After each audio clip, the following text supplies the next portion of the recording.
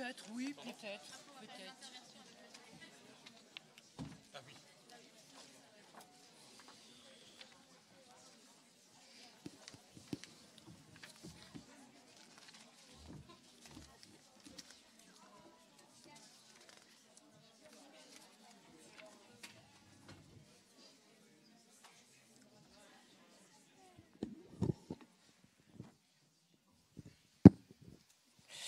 Mesdames, Messieurs, chers étudiants, chers doctorants, à l'invitation de Madame la présidente de l'AED et sur les bonnes suggestions de Monsieur Guigues, nous allons, le jury va donc procéder à la proclamation des résultats. La remise des prix se fera in fine du concours.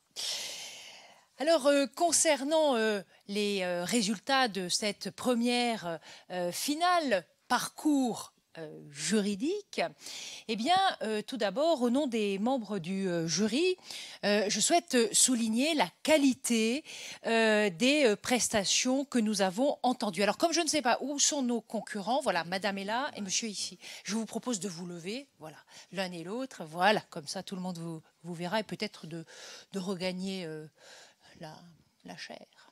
Voilà.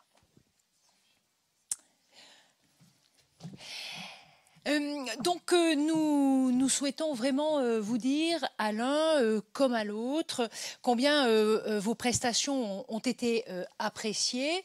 Vous avez fait paraître des mérites et des qualités différents, mais vraiment tout à fait intéressants et l'un et l'autre. Votre façon d'aborder la question s'est révélée des plus riches et votre capacité à faire preuve de conviction dans le débat s'est également révélée. Mais il faut, puisque c'est une finale, il faut un vainqueur pour cette 8e édition dans sa nouvelle version. Et le jury a décidé de déclarer vainqueur Monsieur Raoui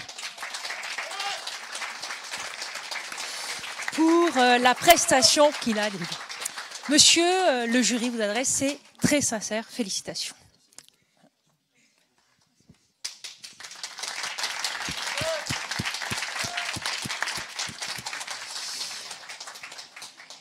Je vais peut-être à présent inviter Madame la Présidente qui nous a invités à nous rejoindre, remercier les concurrents et les prier de bien vouloir regagner leur place. Voilà, de sorte que les futurs compétiteurs, virgule, s'ils sont arrivés, virgule, puissent à leur tour nous rejoindre.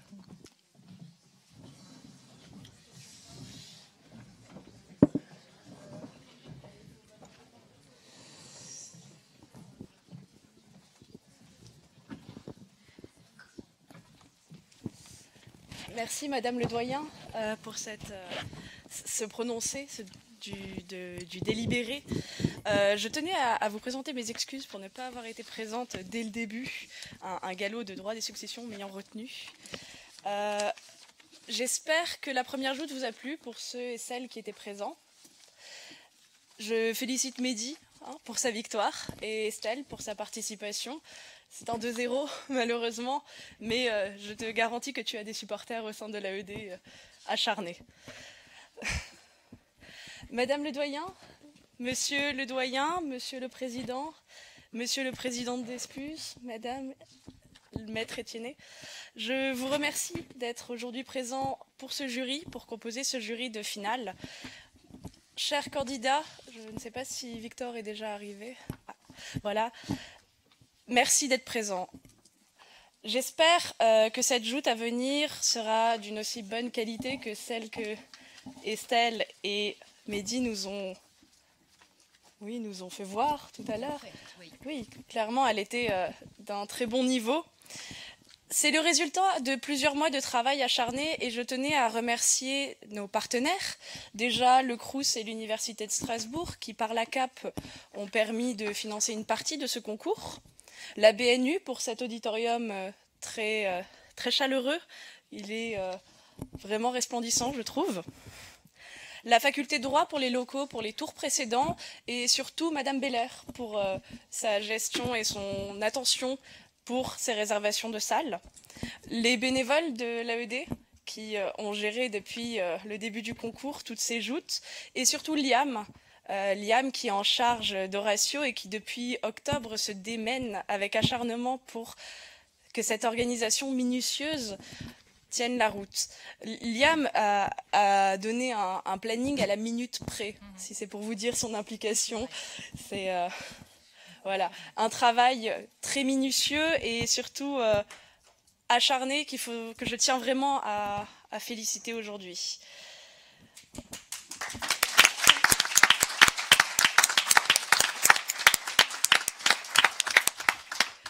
Je ne vais pas faire plus long. Il y a... Oh, j'ai cassé le micro. Voilà, désolée. Oups. Les candidats sont en place, on ne va pas attendre plus longtemps. Je vous remercie vraiment d'être présents et je laisse la place aux candidats et à Madame la Présidente du jury. Merci beaucoup. Merci Madame la Présidente.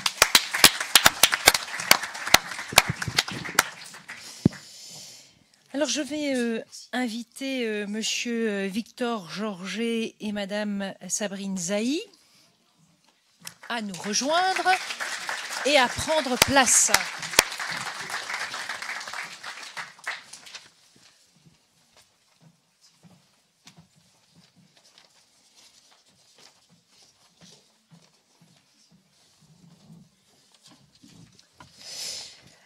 Alors, à l'instar du précédent parcours, le déroulé est identique. Donc, 10 minutes pour chacun des intervenants, avec 5 minutes respectivement pour la réplique.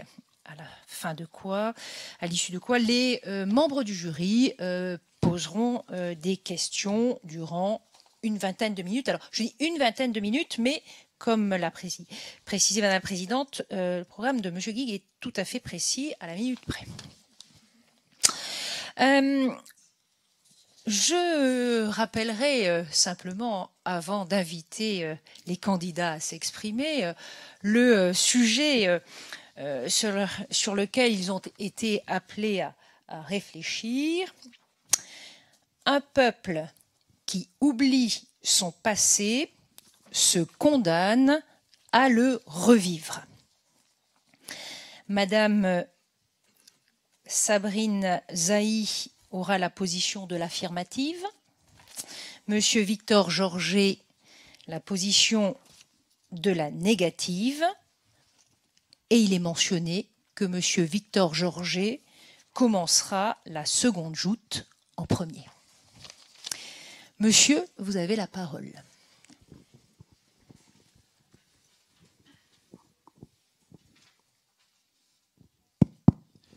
Excusez-moi pour ce petit contretemps. Eh bien, laissez-moi donc rester assis pour l'instant et vous lire les mots d'une historienne qui s'appelle Hélène Miard Delacroix. Un peuple qui oublie son passé se condamne à le revivre. La célèbre phrase prêtée à Churchill est, de Confucius à Aldous Huxley, l'une des innombrables mises en garde invitant à réapprendre sans cesse les leçons de l'histoire. C'est l'appel à la vigilance qui fait dire que l'histoire se répète, ou alors le constat désabusé de spectateurs résignés, plus convaincus par Marx et sa formule grinçante « L'histoire se répète toujours 2 fois, la première comme une tragédie, la seconde comme une farce ». Faut-il donc se poser la question, l'histoire est-elle une farce? Bien messieurs, non. Bien sûr que non.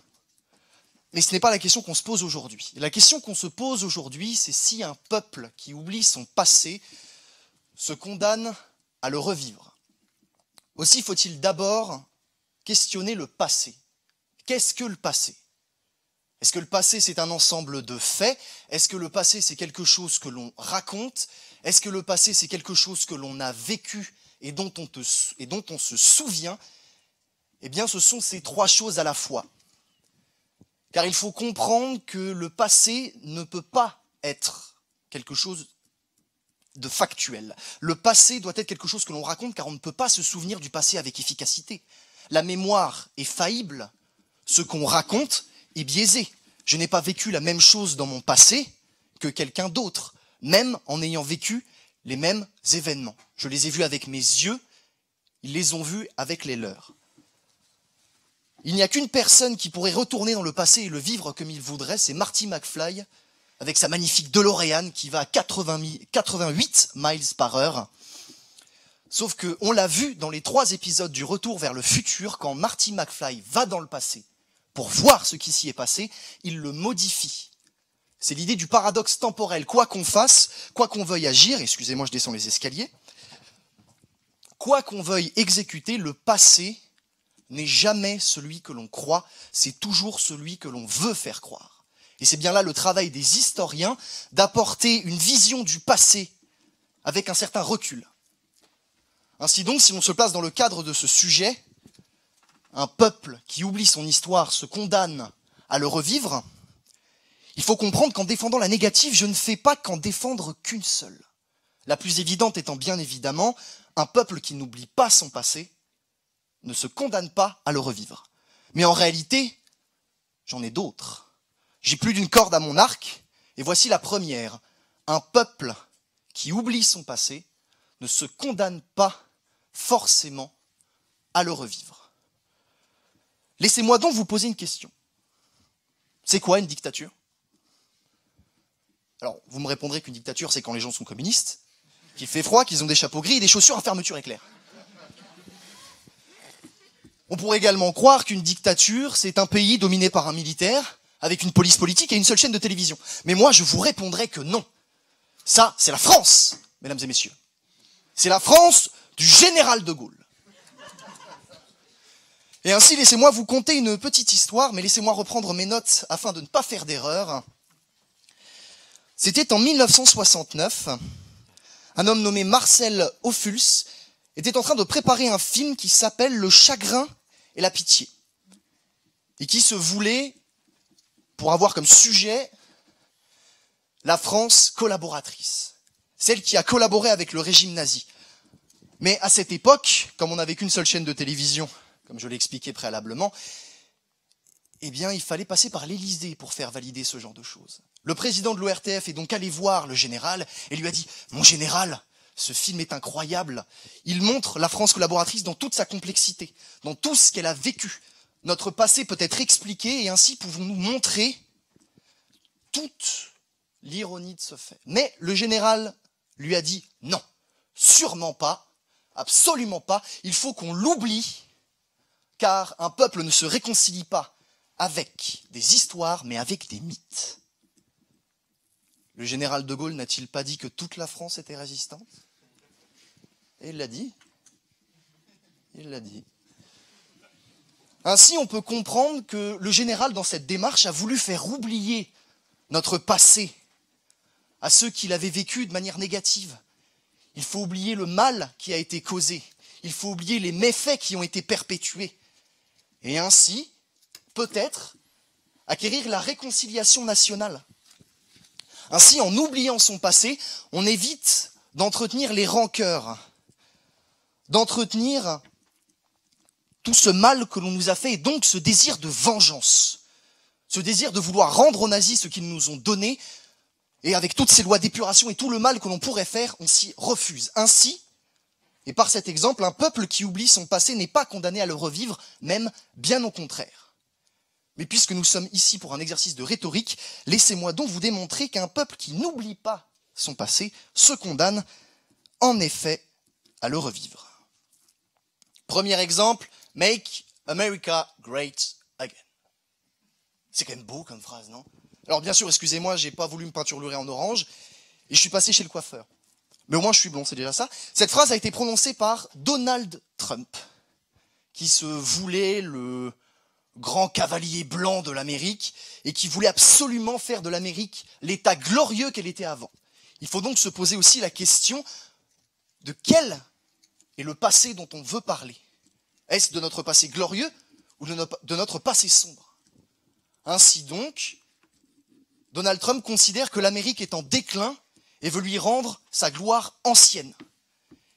Il fait l'exemple d'un grand passé, d'un passé qu'on ne vit plus, d'un passé qui est notre histoire et d'un passé qui se doit d'être vécu à nouveau. On veut répéter les choses, répéter les événements afin de devenir grand à nouveau. C'est bien là aussi un des premiers arguments des fascistes, de rendre à notre pays écroué, martyrisé, le libérer. On veut libérer notre peuple oppressé et ainsi lui rendre sa gloire passée. C'est le même effet de notre roman national. Vous savez, ma petite maman qui est dans la salle là, est professeure en lycée et a dû faire état de la réforme des collèges. Et ainsi, dans ce cadre de formation, avec les réformes qu'ont menées par exemple notre ministre Blanquer, les programmes d'histoire géo ou de géographie ont été modifiés. Avec cette idée peut-être de raconter notre passé de manière plus axée, dirons-nous pour rester polis, du moins un passé qui n'est pas forcément mis en recul, mis en retrait, mais bien un passé que l'on se doit d'apprendre à nos enfants, tels les Américains qui font chanter la Marseillaise à leurs gosses. Alors bien sûr, c'est pas la Marseillaise du tout, mais leur propre hymne national, mais vu qu'on est en France, soyons un peu chauvins. Ainsi donc, on veut revivre notre passé, un passé qui remet au premier plan les frustrations et les humiliations du passé. On veut combattre ceux qui nous ont fait du mal, et ainsi les rancœurs se perpétuent, et on revit les mêmes schémas, les mêmes idées, le même passé sombre que l'on a vécu. Mais ainsi, il nous faut voir un troisième élément, et c'est la première négation dont je vous ai parlé. Un peuple qui n'oublie pas son passé n'est pas condamné à le revivre. Laissez-moi donc vous parler des justices transitionnelles. Alors, loin de moi l'idée de me vouloir plus grand que je suis, je laisse aux juristes le soin d'analyser les détails. Cependant, l'on sait que certains tribunaux internationaux ont été formés afin de régler des conflits. Prenons par exemple le génocide du Rwanda, ce qui s'est passé au Togo, ou même en Sierra Leone. Ces tribunaux avaient vocation d'apporter une vérité sur ce qui s'est passé, d'apporter la vérité aux yeux des gens, d'apporter une vraie vérité, celle de notre passé. Qu'est-ce qui s'est passé? Expliquez-nous, dites-nous ce qui s'est passé et acceptez votre faute, afin que nous puissions aller plus loin, aller plus haut, aller de l'avant, toujours plus loin, toujours plus haut, toujours plus fort. Et c'est donc justement par ces justices transitionnelles qu'on a voulu amener la recherche de la vérité. C'est ça qui comptait. Rechercher la vérité, pure et dure. Ces tribunaux qui ont été mis en place notamment dans les années 90 sont justement la réponse à l'œuvre de notre grand général qui voulait, lui, qu'on oublie notre passé. On a donc une modification des événements et maintenant on cherche à dire vrai. On cherche à dire les choses comme elles étaient et en se souvenant de ce qu'on a dit, en se souvenant de ce qu'on a fait, de manière claire, précise et surtout en prenant du recul, on peut comprendre ce qui s'est passé et ainsi ne pas répéter les erreurs du passé. Souviens-toi, souviens-toi, souviens-toi encore une fois. Mais donc vous vous direz, mais Victor, tu te contredis, ça n'a aucun sens. Ce que tu dis n'a aucun sens. Il faut conclure, s'il vous plaît. Eh bien, oui et non. Parce que certes, je viens de vous démontrer tout et son contraire, mais je viens surtout de démontrer quelque chose. Je vous permets de conclure. Je viens de démontrer quelque chose, c'est qu'en réalité, le passé et le fait de l'oublier ou non n'a pas réellement de lien avec notre futur. On ne revit donc pas un passé, on ne fait qu'y penser. Et je finirai là-dessus. En regardant trop derrière soi, on ne sait plus vraiment où l'on va. Je vous remercie.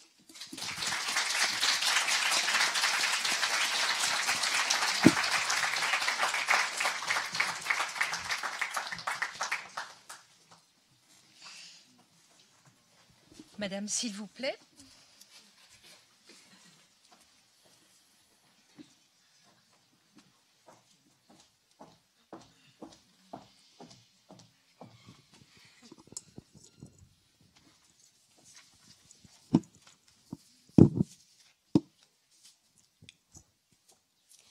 Madame la présidente du jury, mesdames et messieurs les membres du jury, chers contradicteurs, très cher public. Le passé, c'est une enfance angoissée. Le passé, c'est une dépendance contestée. Le passé, c'est nos amours arrachés, c'est le spleen détesté. Le passé, c'est nos malheurs enterrés. Mais lequel d'entre nous serait encore en vie aujourd'hui s'il oubliait d'heure en heure que le feu brûle, que les aiguilles piquent comme les orties, que les escaliers menacent notre coccyx, que les piétons n'écrasent pas les voitures? De plus, ici, il ne s'agit pas de moi, de lui ou d'elle, il s'agit de nous, d'un peuple. Un peuple qui transcende l'individuel, un peuple qui se doit de porter son passé et d'en faire son histoire. Autrement, nous sommes condamnés. Condamnés à tourner en rond, comme des poissons rouges dans un bocal étriqué. Condamnés à errer indéfiniment dans la caverne de Platon, s'accommoder des mêmes ombres et parois. Condamnés à revoir le même film en boucle. Et pas un Tarantino ou un Spielberg, non, un film poussiéreux des dimanches après-midi. Un peuple qui oublie son passé est condamné à le revivre, selon Winston Churchill. Mais pourquoi? Pourquoi on ne pourrait pas tout simplement tout oublier, tout recommencer à zéro? Devenir ignare de son passé pour se consacrer pleinement à son avenir. Eh bien, cher jury, cher public, ce soir, je vais vous montrer que non seulement il est raisonnablement impossible d'oublier son passé, alors autant en faire le moteur de notre avenir, et puis je veux vous montrer qu'il ne s'agit pas de connaître son passé, mais de le comprendre, ce qui rend bien entendu la tâche plus rude. Alors parlons du passé. Le passé est ineffaçable. Dieu lui-même n'a pas de gomme selon un proverbe créole. Vous pensez vraiment que nous en avons une? Oublier veut dire que l'on savait, mais que nous ne voulons plus savoir. Qu'on a connu, mais que nous ne voulons plus connaître. Alors on essaye de débarrasser sa mémoire pour se débarrasser de notre passé. Mais mesdames et messieurs, une fois que les choses sont éclairées par la lumière de la lucidité, on ne peut plus revenir en arrière. Une fois que nous sommes sortis de notre caverne, on ne peut plus y retourner. Lorsqu'on sait, on ne peut pas ignorer. Alors il nous reste à l'accepter pour avancer. Je l'accorde, notre passé peut être douloureux, amer, angoissant, parfois même honteux. Je le concède, il est parfois tentant d'oublier. J'aimerais moi-même oublier beaucoup de choses. On aimerait oublier beaucoup de choses. J'aimerais oublier la finale de l'Euro 2016, par exemple. J'aimerais oublier cette fois où Jean-Marie Le Pen a raconté avec conviction sa première fois à la radio. On aimerait tous oublier. Mais mesdames et messieurs, un homme, ça s'empêche, selon Albert Camus. Un homme, ça s'empêche avec un poids à la cheville. Un homme, ça s'empêche avec le poids du passé. Ce sont les erreurs qui nous freinent. Notre mémoire, c'est notre histoire qui nous habite, qui nous éclaire et surtout qui nous alerte.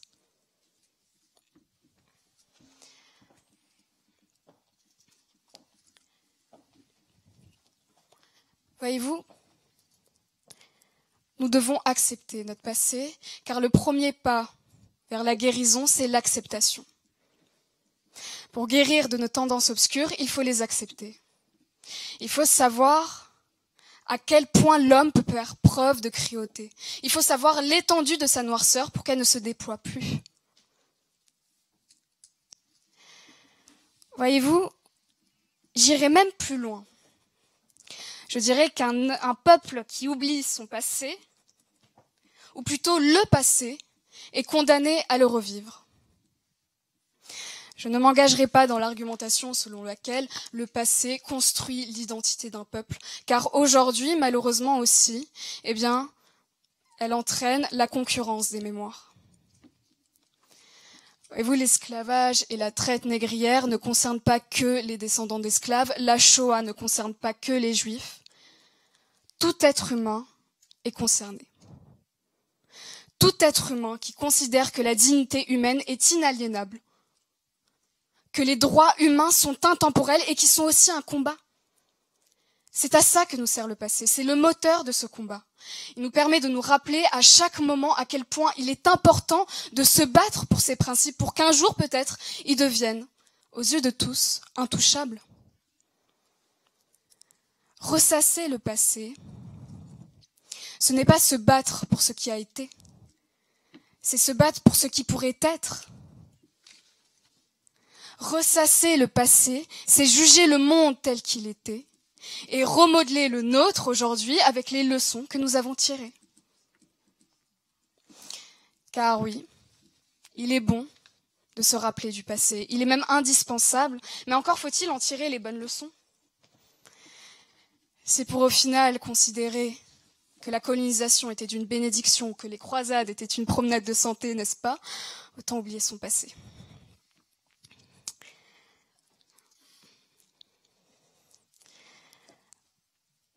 Selon Santayana, un peuple qui ne réfléchit pas sur son passé est condamné à le revivre. Il ne s'agit pas de le connaître, mais de le comprendre. Si nous avions compris notre histoire, peut-être qu'aujourd'hui, il n'y aurait pas encore de négationnisme. Si nous avions compris notre histoire, peut-être qu'il n'y aurait pas d'esclavage moderne. Si nous avions compris notre histoire, peut-être qu'il n'y aurait pas ces manifestations à Chemnitz, à Charlottesville, à Washington. Peut-être qu'il n'y aurait pas cette montée du populisme qui manipule le réel. Si toutes ces choses subsistent encore aujourd'hui, c'est que nous avons au final décidé d'oublier ou de ne pas entendre ce que le passé nous a donné d'entendre. Alors le seul moyen de contrer cet égarement de l'homme, c'est de ressasser encore et encore le passé, de l'assimiler, de l'imprimer, de l'étudier à la loupe, de passer d'une mémoire passive à une mémoire active, de lutter, de juger, de philosopher avec un marteau pour se faire entendre comme Nietzsche lorsque les bruits du passé s'amincissent. C'est le devoir de tout historien, et c'est également le devoir de tout peuple, c'est notre devoir. Alors, choisissez d'oublier si ça vous chante. Mais mesdames et messieurs, les chaînes d'esclaves résonnent encore. Les crissements des rails lors des passages des trains de la mort résonnent encore. Les cris assourdissants des Algériens jetés dans la Seine. Les pleurs des enfants bombardés au napalm. Les gémissements des Rwandais à l'agonie. Le passé résonnera encore et encore. Un choix se porte à nous. Oublier ou avancer. Mais oublier, mesdames et messieurs, c'est fermer les yeux et s'aventurer dans l'obscurité, en risquant ainsi une nouvelle rechute. Je vous remercie.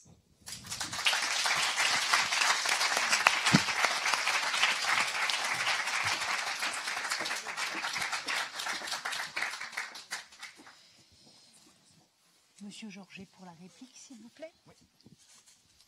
5 minutes. Je tiens tout d'abord à vous remercier car vous m'avez émerveillé de votre plaidoirie. Je dois vous le dire, je trouve très belle, en toute honnêteté. Mais il me semble qu'il y ait un hiatus. Parce que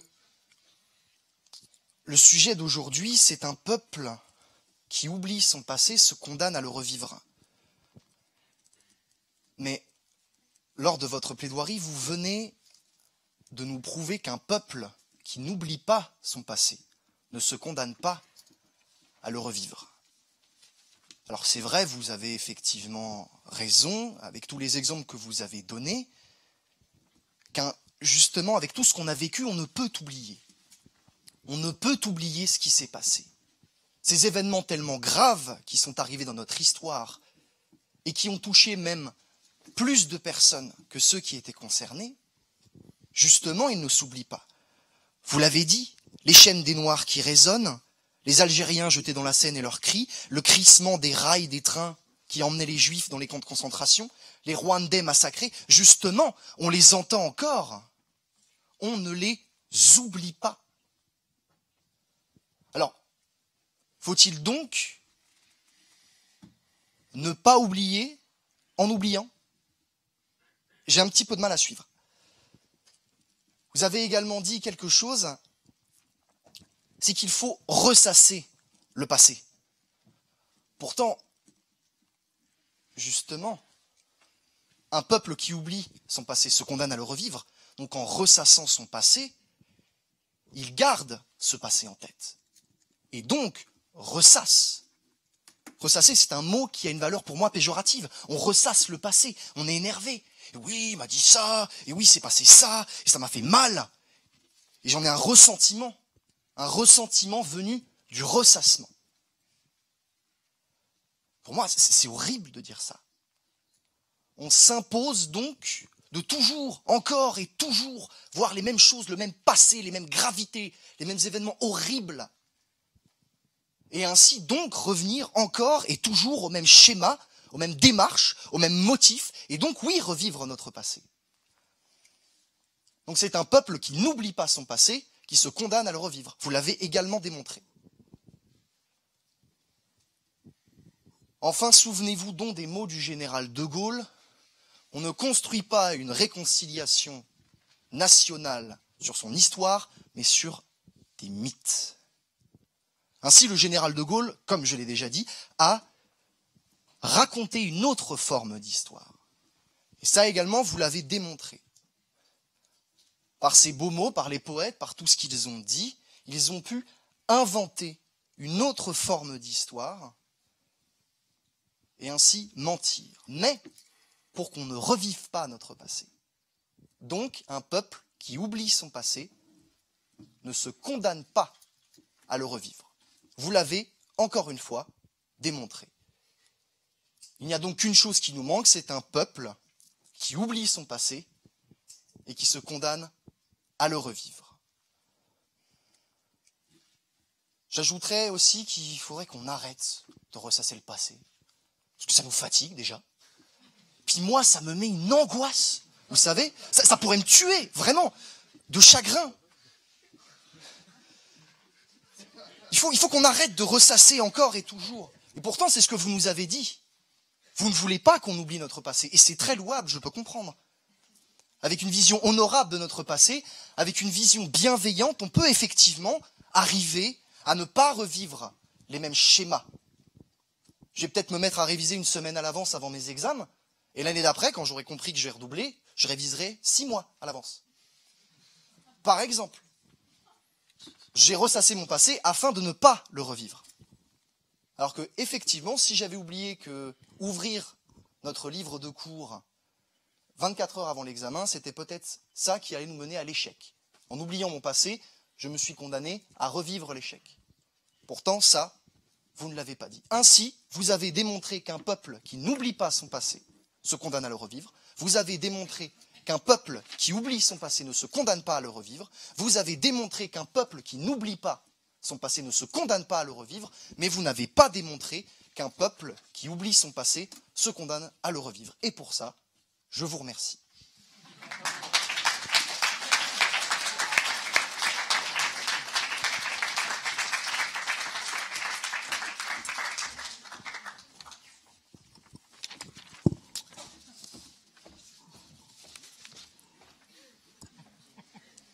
Alors, dans un premier temps, je vous remercie pour votre passage. Je vous retourne le compliment. Très beau passage, pardon. Même si par moments, l'extrémité de vos propos ont tendance, l'extrémité de vos termes ont tendance à desserrer vos propos. Vous commencez votre exposé par vous questionner sur la notion de passé. D'ailleurs, tout votre exposé, est basé sur ça, la notion de passé. Or ici, il y a une petite coquille. C'est que vous avez tendance à confondre le passé et la mémoire. Deux choses totalement différentes. Voyez-vous, le passé est neutre. La mémoire est subjective. Le passé, ce sont des faits. Ce sont des faits qui sont bien là. Et le réel a toujours raison, selon Clément Rosé.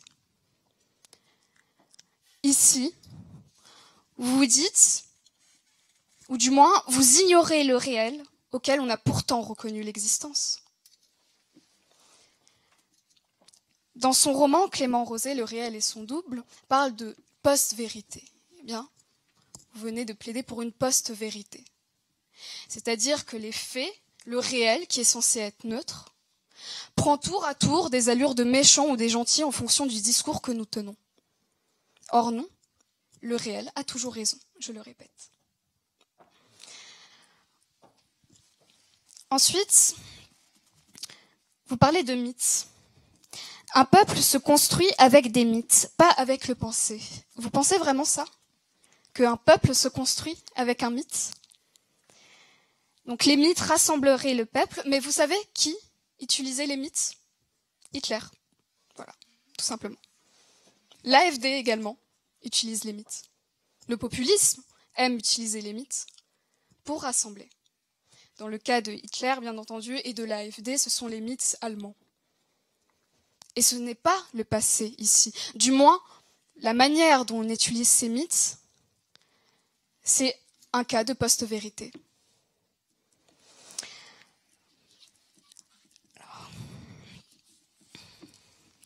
Ensuite, vous concluez par le fait que notre passé et le futur n'ont pas de lien. Ici, selon votre propos, les événements s'enchaînent les uns après les autres, de nouveaux événements s'enchaînent, et ce qui a été ne peut plus être.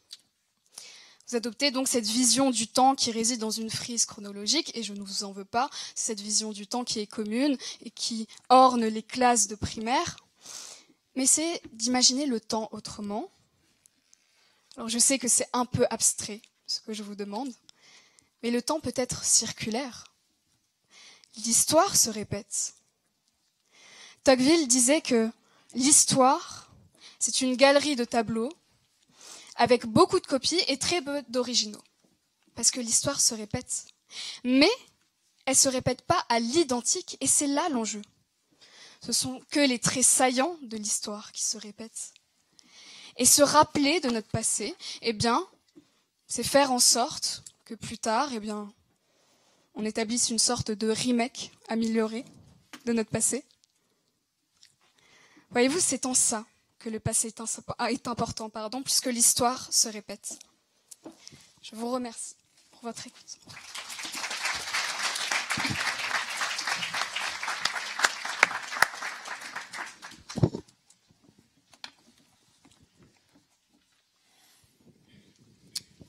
Alors, je voudrais d'abord vous féliciter très chaleureusement pour la très grande qualité de vos deux interventions sur un thème très cher. Enfin, il a été question de ce très grand philosophe algérien et français, Camus. C'est un thème très cher à Camus. Alors, je voudrais vous poser deux questions auxquelles je vous demande de me répondre de manière précise. Il y a deux mots intéressants dans votre sujet. Le premier, c'est le mot histoire. Je vais commencer par ça. Je suis là pour ça. Je voudrais que vous me demandiez si, pour vous, l'histoire, ce sont des faits, un récit ou une mémoire, ou les trois, ou deux de ces trois choses. Et la deuxième chose, c'est sur l'oubli. Vous avez été tous les deux... Enfin, il y a un point commun dans vos deux interventions, c'est la rédemption ou l'absence de rédemption. Je ne sais pas si ce thème aurait été très cher à Camus. Mais je voudrais que vous me disiez si ce rapport de l'histoire et de l'oubli relève de la rédemption, de l'enfouissement, du refoulement, au fond d'un traitement freudien du passé. Voilà. Je vous demande de répondre précisément, si c'est possible.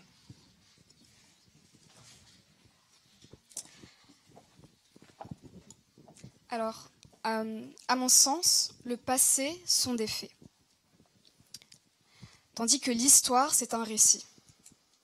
L'histoire, c'est un outil extrêmement important et c'est un outil qui peut malheureusement être dans de mauvaises mains.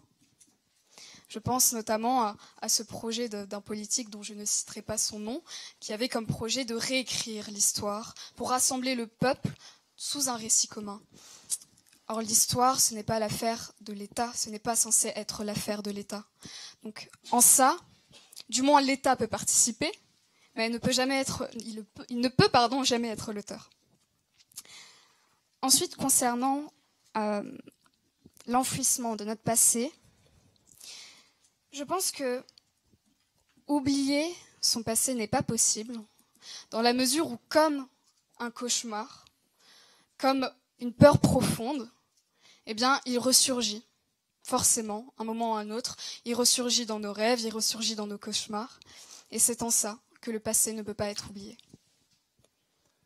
Pour ma part, je répondrai, comme vous l'avez dit, que le passé, ce sont des faits, que l'histoire, c'est un récit, et que la mémoire, c'est un souvenir.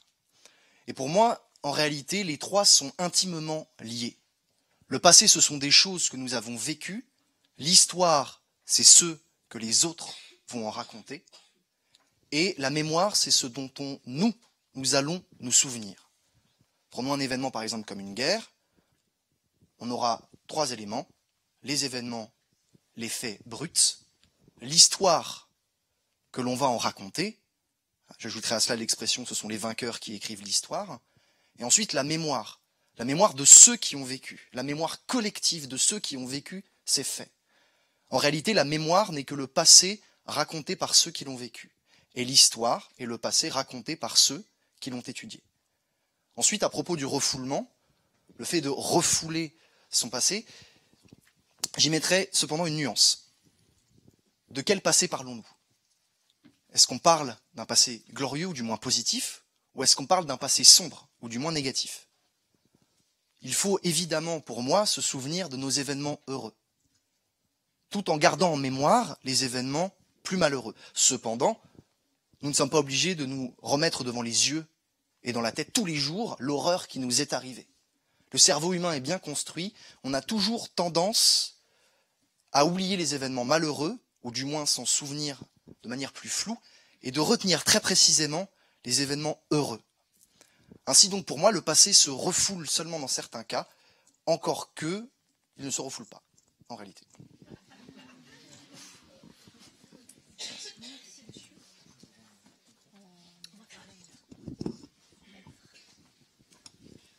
Oui, alors, en considérant qu'on peut avoir une mémoire collective, parce que jusqu'ici, je crois que vous l'avez éludé, est-ce que vous considérez que l'oubli et la mémoire correspondent en fait à deux périodes de l'histoire?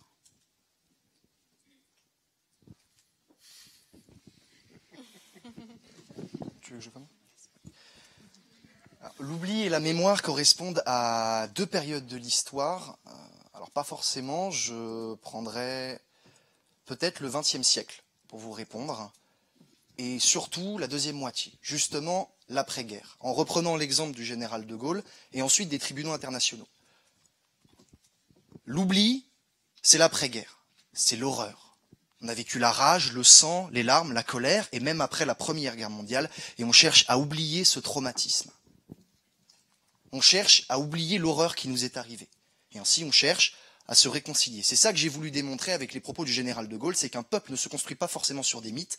Par contre, une sorte de réconciliation nationale, avec l'oubli de la réalité, permet peut-être à un pays d'avancer plus vite et mieux.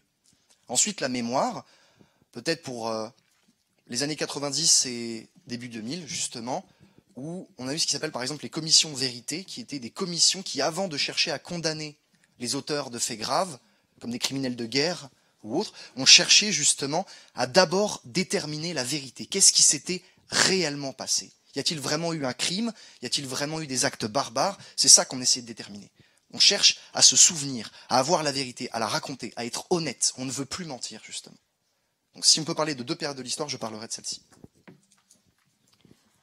À mon sens, oui. Alors l'oubli et la mémoire sont deux périodes totalement différentes. Voyez-vous, c'est comme si un enfant aurait vécu un traumatisme.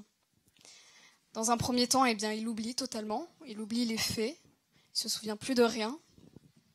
Ensuite, dans son adolescence, certains symptômes ressurgissent. Et puis vient l'âge adulte où vraiment il se rend compte qu'il y a un problème et qu'il faut prendre en considération son passé. Il va voir le psy, des séances d'hypnose, et voilà, le passé ressurgit. Et je pense que c'est deux notions de périodes différentes.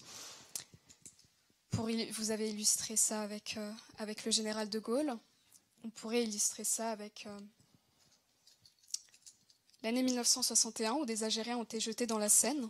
Pendant très longtemps, cet épisode a été oublié de la mémoire française et elle ressurgit petit à petit, dans un premier temps en 2012 par François Hollande, qui a rendu hommage aux victimes. Mais il y a encore du chemin à faire puisque ce qui s'est passé durant cette nuit du 17 octobre 1961 eh bien, n'est toujours pas reconnu par l'État français. Donc peut-être, bientôt, on se dirigira vers cette mémoire. On passera de l'oubli à la mémoire.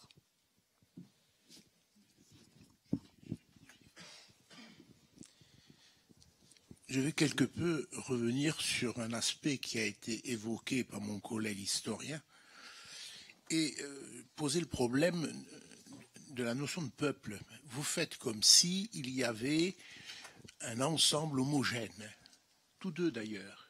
Vous parlez du peuple français comme s'il était un, indivisible, et qu'il était comme ça, comme un monôme.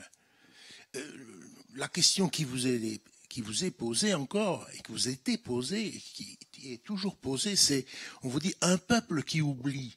Mais le peuple, il peut partiellement oublier certains de ses groupes sociaux, certains de ces régions sont peut-être plus dans un oubli et d'autres pas du tout.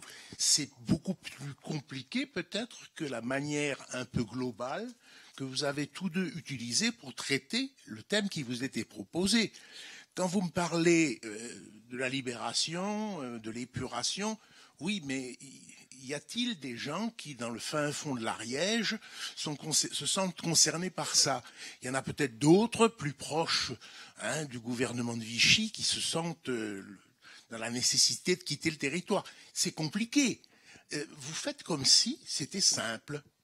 Et ça m'amène à vous poser des questions sur les représentations que l'on se fait, ou que l'on peut se faire de certains événements. Bref, réintroduisons un petit peu plus de pluralité, un petit peu plus, quoi. Faites un effort, s'il vous plaît. Et mon collègue vous disait il y a un instant, soyez précis, mais donnez-moi des exemples. Enfin, essayez maintenant, tous deux, à partir de ce que vous avez défendu comme thèse, d'introduire cette dimension de la pluralité. Merci. Alors, il est vrai que je n'ai pas abordé cette notion de peuple. Et je me suis rendu compte très vite, durant mes recherches, que c'était une notion très complexe. Et le problème avec cette notion de peuple et de la mémoire, c'est qu'elle construit l'identité d'un peuple. Or, la question de l'identité, c'est aujourd'hui, à mon sens, une question extrêmement controversée, puisque l'identité est aujourd'hui une excuse de tous nos problèmes, de tous nos maux en société. On essaye de rassembler sous l'identité, on essaye de rassembler un peuple sous l'identité, alors qu'aujourd'hui, eh bien, malheureusement, elle divise. Je n'ai pas abordé donc cette notion de peuple. Si j'avais eu plus que 10 minutes, je l'aurais sûrement abordée. Alors, je n'ai pas voulu effectivement aborder cela parce que ça compliquait trop mon propos. Ça lui donnait des embranchements qui n'en finiraient plus. Et déjà que j'ai dépassé, je ne voulais pas aller plus loin. Je prendrais par exemple le peuple serbe, qui du coup a été d'abord opprimé par les Ottomans, ensuite par l'Autriche-Hongrie. Et j'ai même vu quelque part, alors ça reste très vague et c'est plus une réelle théorie qu'un réel fait, mais que le peuple serbe, du fait de cette oppression, aurait été à l'origine de l'assassinat qui a donné la Première Guerre mondiale. Que par cette oppression, ils ont cherché justement à en sortir. Et du fait de cette mémoire, et c'est là que j'ai voulu dire qu'un peuple qui n'oublie pas son passé se condamne à le revivre, c'est que justement par ces ressentiments, par cette haine, par tous ces faits graves, ils cherchent la vengeance. Même chose, prenons par exemple les immigrés en France. Les immigrés en France n'ont pas la même mémoire que moi, par exemple. Je suis fils de Français, j'ai été élevé en France, dans une école française, publique. Je n'ai jamais vécu réellement avec des immigrés, mais je sais qu'ils n'ont pas la même histoire qu'eux. Mes parents ne sont pas arrivés sur un bateau d'Algérie ou du Maroc. Mes parents ne viennent pas d'un autre pays, ils sont français. Ainsi, je n'ai pas la même manière de me rappeler. On ne m'a pas raconté les mêmes histoires. Mes parents n'ont pas vécu la même chose que des parents algériens, par exemple, qui vivent en France. Autre exemple, par exemple, les Juifs pendant la guerre, eh bien, ils ne se souviennent pas de la guerre de la même manière qu'un Français. Un Français qui a vécu sous l'occupation n'aura pas la même mémoire qu'un Juif qui a vécu sous l'occupation, ou pire, qu'un Juif qui a été déporté. On peut prendre également aussi le peuple afro-américain aux États-Unis. Ce n'est pas un protestant anglais qui a émigré aux États-Unis qui va vous parler de la ségrégation, par exemple.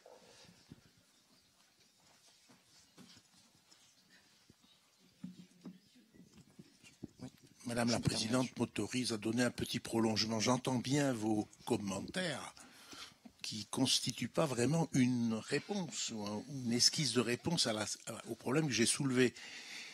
Le peuple de France, qu'est-ce à dire? C'est-à-dire que si je prends par exemple Eugen Weber avec son gros ouvrage sur la fin des terroirs en France au 19e, il est en train de démontrer, Weber, dans son bouquin, que finalement, il y avait autant de petits peuples que de terroirs, et que ceci disparaît à cause de la révolution industrielle, la mobilité, etc. Là, quand on vous pose la question « un peuple qui oublie », vous traitez, vous, le sujet comme si les peuples avaient existé dans l'histoire comme ils existent aujourd'hui en termes de nation. Or, c'est un peu gênant, si vous voulez. Alors, j'aimerais que vous m'expliquiez, en dehors du manque de temps pour l'exposer, pourquoi vous avez fait le choix de partir, de fait, tous deux, sur une logique du peuple qui est, en quelque sorte, la logique de la nation. Alors, je vous répondrai qu'effectivement, un peuple est un peuple avec toutes ses différences, plein de petits peuples, mais un peuple, c'est encore un grand peuple. Et pour moi, justement, tous ces petits peuples vivent sur un même territoire. Un territoire qui, aujourd'hui, est une nation. Et ces peuples, certes, avec leur propre mémoire, avec leur manière de voir les choses, sont bien obligés de cohabiter ensemble. C'est là l'idée de nation. Et ainsi, j'ai voulu parfaire mon propos en ne parlant effectivement peut-être que de nation, car pour moi, un peuple pris en son sens large est effectivement une nation, et ainsi, un peuple aura tout de même une mémoire commune. Même s'il y a plusieurs petits peuples, il y a des faits qui sont en commun avec eux. L'entièreté du peuple de France a vécu la Seconde Guerre mondiale. Alors, bien sûr, il ne s'est pas passé la même chose au Périgord qu'à Paris, mais n'empêche, ils ont vécu des événements similaires, ou du moins, ont pu lire après coup l'histoire. On a pu leur raconter ces événements, à tous. Aujourd'hui, à l'heure d'Internet, à l'heure des médias, à l'heure où même dans la diagonale du vide, on peut avoir l'eau chaude et l'électricité, si, je vous assure, on peut savoir ce qui s'est passé, on peut apprendre des choses, on peut lire l'histoire, on peut étudier la mémoire, on peut se souvenir d'un passé, et justement, le mettre en perspective avec notre propre mémoire de petit peuple. Ainsi, pour moi, en parlant d'un peuple large, et c'est peut-être quelque chose que j'aurais dû préciser, en prenant ce peuple de manière large, on le prend dans toutes ses nuances, et surtout dans les événements communs qu'ils ont vécus ensemble. Alors moi, dans mon exposé, j'ai parlé d'histoire. J'ai parlé d'histoire, de faits qui nous parlent et qui parlent à tout le monde. Et ces faits parlaient à tout le monde et aujourd'hui parlent à tout le monde. Alors il est vrai que tout le monde ne va pas se sentir concerné par, je ne sais pas, l'assassinat du boulanger du coin. Mais ce sont des événements qui sont capitaux. Et ce sont des événements qui rassemblent ces Français. Et tout Français est concerné par ces événements-là. C'est pour ça, le fait qu'on ait tous les deux d'ailleurs employé des événements qui touchaient tout le monde. C'est pour ça qu'on parlait du peuple dans sa globalité. On ne peut exclure personne ici.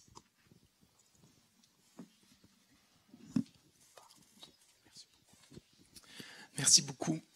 Alors, de la même manière qu'on peut s'attarder, qu'on doit s'attarder sur des questions qui sont soulevées par le titre de peuple, quand on entend réconciliation nationale et non populaire, etc., il y a des questions. Moi, je note que le titre était formulé de la manière suivante, « Se condamne » et non pas « est condamné ».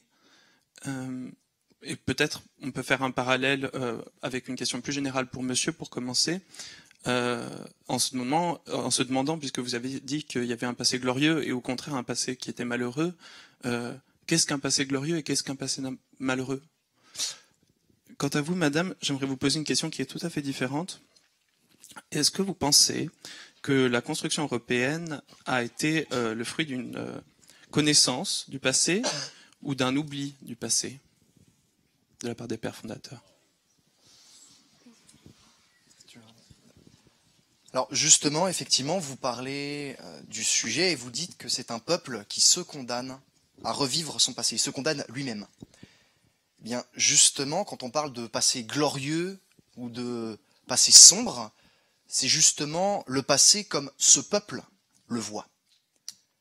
Et ainsi, c'est pour ça que j'ai parlé par exemple de Donald Trump, qui est un représentant politique. Souvent, on dit que les représentants politiques, notamment dans nos démocraties, sont les représentants du peuple.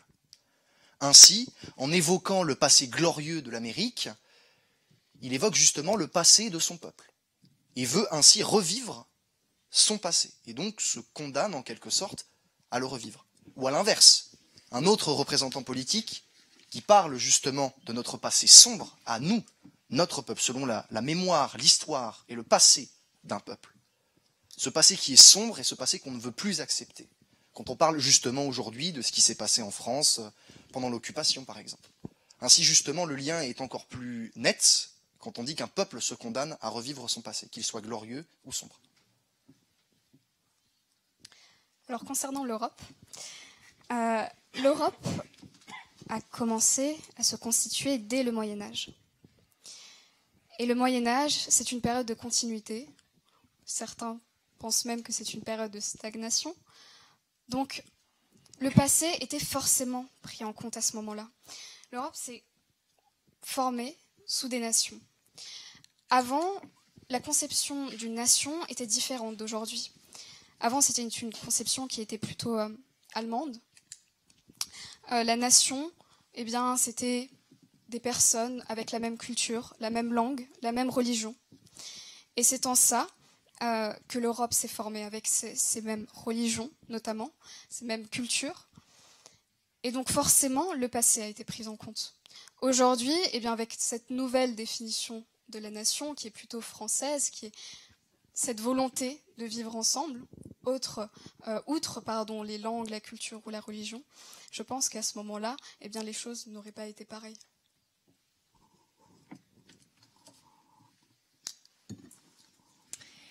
Pour conclure, une dernière petite question qui peut-être nous conduira à revenir davantage sur les terres que nous connaissons bien, mais néanmoins, finalement, et c'est une question que je vous pose à tous les deux, quand je dis nous connaissons bien, quelle est la fonction d'un rétroviseur dans une voiture ?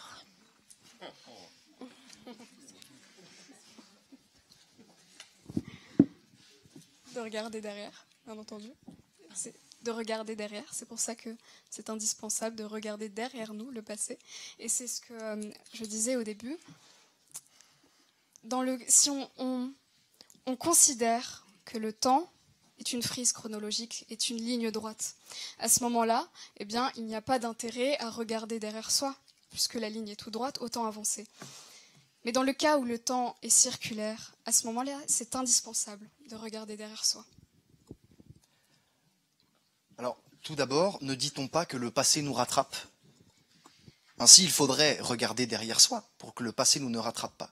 Alors, je répondrai la même chose que ma contradictrice. Effectivement, un rétroviseur dans une voiture permet de regarder derrière soi, de savoir ce qui se passe derrière notre voiture, et ainsi de prévenir d'un danger qui arriverait.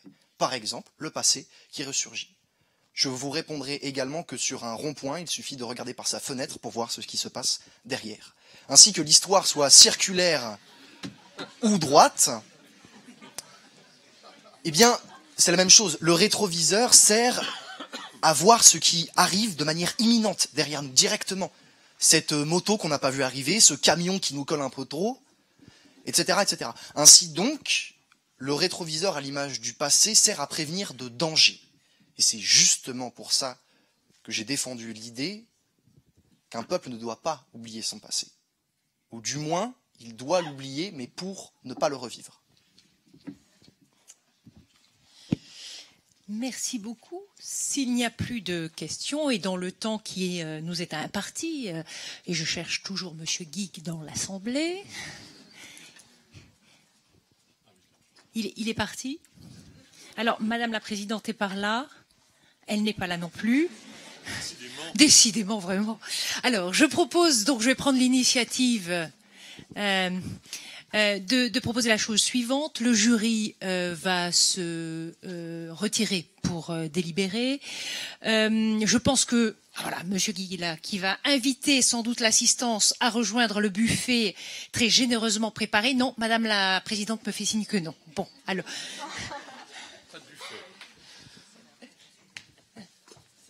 Ce dont on parlait. Donc oui, le pot, ce sera pour après la remise des prix. Ah, voilà, donc il va sûrement être mis en place pendant le délibéré. On vous demandera juste de ne pas l'ouvrir. Ce sera pour après la remise des prix. Et évidemment sur invitation. Mais ça va. Voilà. Merci beaucoup. Merci beaucoup. Donc le jury se retire. Merci beaucoup.